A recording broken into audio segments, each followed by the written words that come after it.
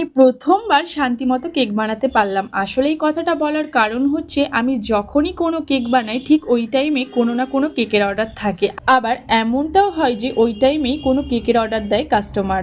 But আজকে আর সেটা হয়নি, আজকের কেকটা শান্তিমতো বানাতে পেরেছি, আবার ভালোভাবে কেকের ভিডিও করেছি।